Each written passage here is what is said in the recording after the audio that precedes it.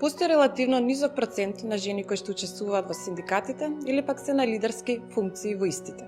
Вклучувањето на жените работнички во синдикатите треба да се прошири покрај на оние жени од формалниот, односно традиционалниот сектор и на младите жени, на самохраните мајки, жените од етничките заедници, жени од урбани и рурални средини кои преку учество во синдикатите ќе се ги задоволат своите основни потреби и права од работниот однос. Синдикатот ја го зголемува својата преговарачка моќ и влијание врз процесот на одлучување преку организирање на работниците. На овој начин ќе се постигне синергија помеѓу законодавецот, работникот и работодавачот, каде што ќе се почитуваат мислењата и правата на работниците.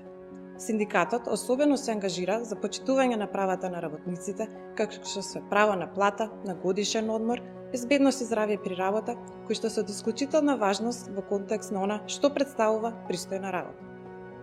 Синдикалната култура, во која што често доминираат мажите, ја обесхрабрува жените да конкурираат за високи лидерски позиции.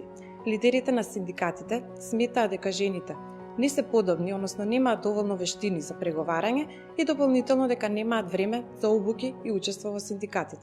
Мора да ги смениме перцепциите и активно да се залагаме за поголемо регрутирање на нови жени како членови во синдикатите.